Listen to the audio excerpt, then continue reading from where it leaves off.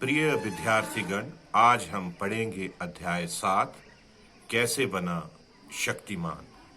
प्रिय बच्चों, यह अध्याय एक व्यक्ति शक्तिमान के ऊपर है जो कि न केवल शारीरिक बल्कि आत्मिक एवं बौद्धिक रूप से भी बहुत शक्तिशाली है।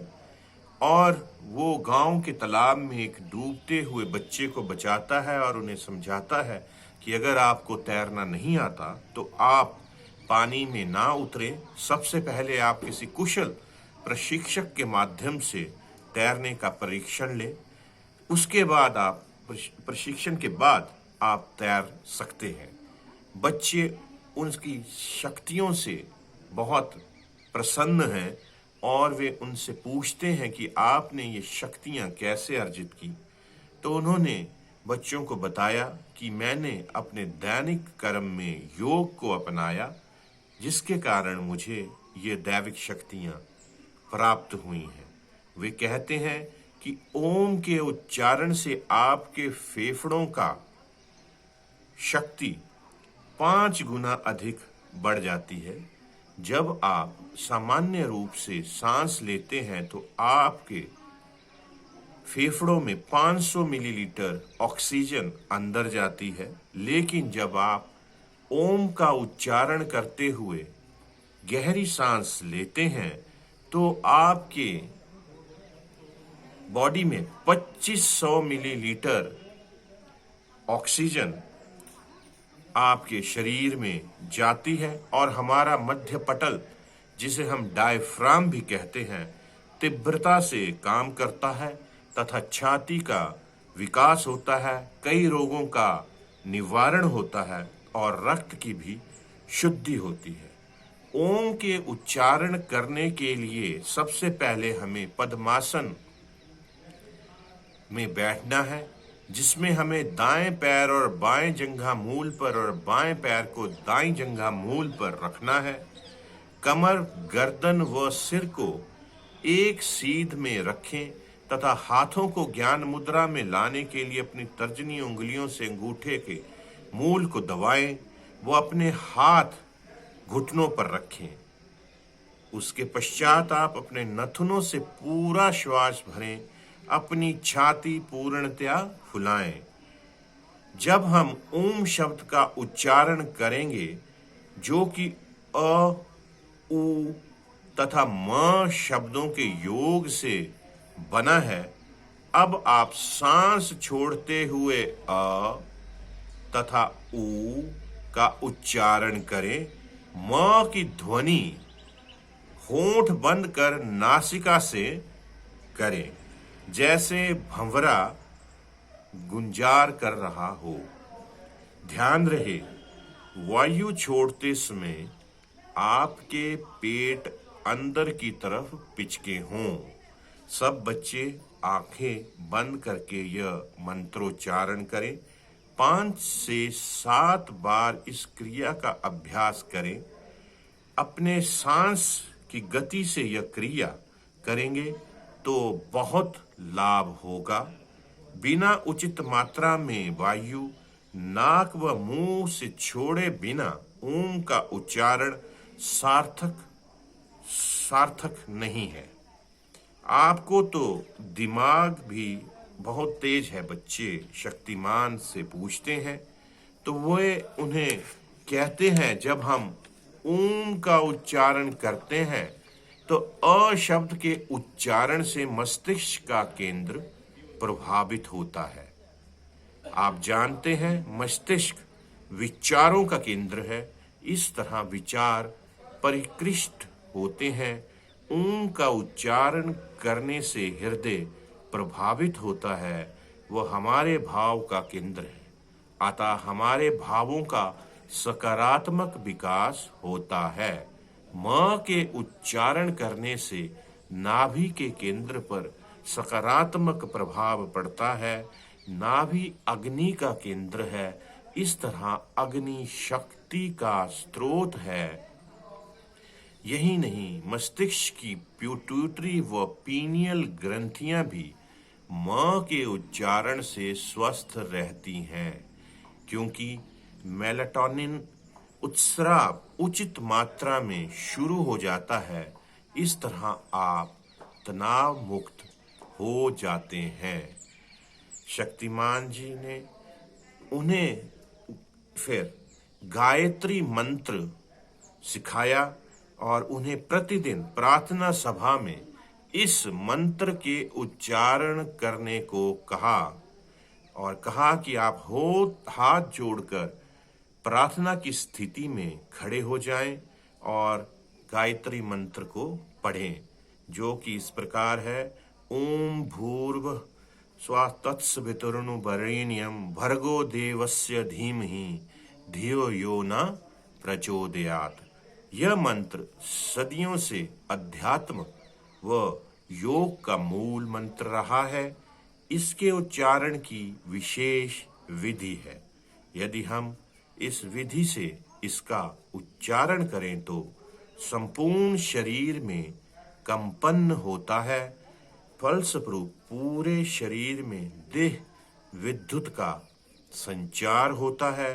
यह भी माना जाता है कि जब शारीरिक ऊर्जा का संचार रुक जाता है तो वह अंग रोगग्रस्त हो जाता है। लेकिन इस उच्चारण के नित्य अभ्यास से शरीर व मन पर सकारात्मक प्रभाव पड़ते हैं। वह शारीरिक ऊर्जा का प्रभाव ठीक गति से होता है। बच्चे पूछते हैं कि मान्यवर शक्तिमान जी, इस मंत्र का अर्थ क्या है? वसुधैव शांति, यानी पूरे विश्व में शांति की स्थापना करने के लिए निर्मित यह मंत्र शक्ति स्रोत है। इस मंत्र का मूल भाव है कि हम मानव, पृथ्वी लोक, स्वर्ग तथा पाताल, इन तीनों लोकों में रहने वाले समस्त प्राणियों की बुद्धि को प्रेरित करने वाली ज्योति का ध्यान करें। इनकी बुद्धि को ईश्वर सकारात्मक कार्यों में लगाए तथा संसार का कल्याण हो।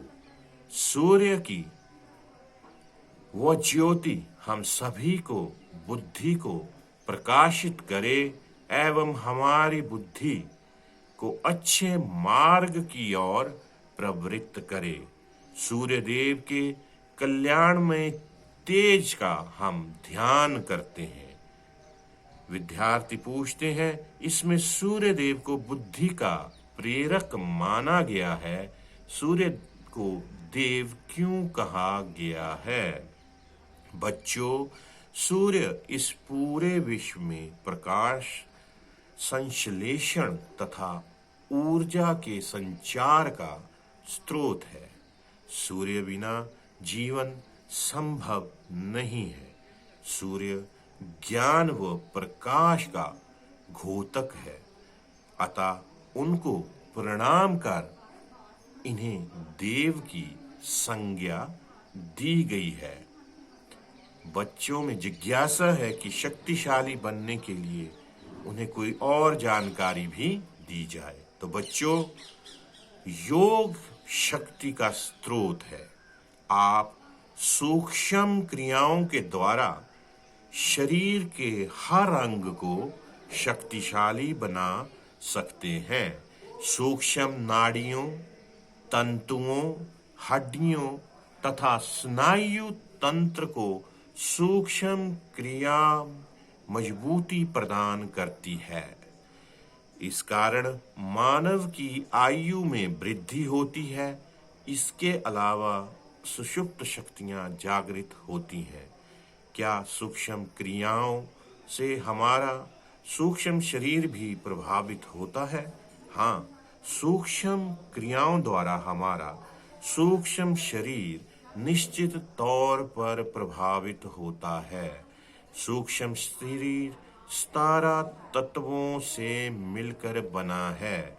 इसमें 5 ज्ञानेंद्रियां, आंख, कान, नाक, जिह्वा, त्वचा, 5 कामेंद्रियां वाक, पाणी, पाद, अपस्थ एवं गुदा, 5 प्राण, प्राण, अपान, समान, उदान तथा व्यान सहित मन बुद्धि शामिल है। इन सब तत्वों का विकास करने से सूक्ष्म क्रियाएं महत्वपूर्ण भूमिका निभाती हैं तथा विशिष्ट शक्तियों का विकास करती हैं। प्रिय बच्चों, सूक्ष्म क्रियाएं हमारे स्थूल शरीर को भी प्रभावित करती हैं। सिर से पैर तक समस्त स्थूल शरीर का विकास कर इसे शक्तिशाली बनाने के लिए भी सूक्ष्म क्रियाएं महत्वपूर्ण है। अंग विशेष के रोगों का निदान करने में भी ये सहायक है। आपके गुरुजी भी आ रहे हैं। सबसे पहले आप उन्हें जाकर उनके चरणों का स्पर्श करें। शक्तिमान सभी बच्चों को कहते हैं और स्वयं भी गुरुजी के चरण स्पर्श करते हैं। तो गुरु कहते हैं, धन्य हो शक्तिमान, मुझे गर्व है कि तुम मेरे शिष्य हो। तुमने आदर्श शिष्य के हर संस्कार को अपनाया है। गुरु का आदर तुमने सदैव किया। तुमने योग व साधना से मानवता की अपार सेवा की है। तुम्हारा कल्याण हो। शक्तिमान कहते हैं, आपके आशीर्वाद से मैं साधारण छात्र से शक्तिमान बन गया। आपके चरण स्पर्श करना मेरा परम धर्म है। प्रत्येक विद्यार्थी को गुरु का आदर उनके चरण स्पर्श से करना चाहिए, क्योंकि गुरु के आशीर्वाद से ही जीवन सफल होता है। इसलिए तो गुरु को गोविंद की संज्ञा दी गई है, यानी भगवान से भी ऊंचा दर्जा दिया जाता है, क्योंकि गुरु ही प्रभु दर्शन का मार्ग दिखाता है। गुरु के चरण स्पर्श से शरीर में देह विद्युत का संचार बढ़ता है तथा ऊर्जा भी हमारे शरीर में प्रभावित होती है। ज्ञान व ऊर्जा का स्रोत भी गुरु ही है। अतः चरण स्पर्श करना हमारी पुरातन संस्कृति का अभिन्न अंग है। इसके पश्चात शक्तिमान उनसे जाने की आज्ञा लेते हैं और विद्यार्थी उन्हें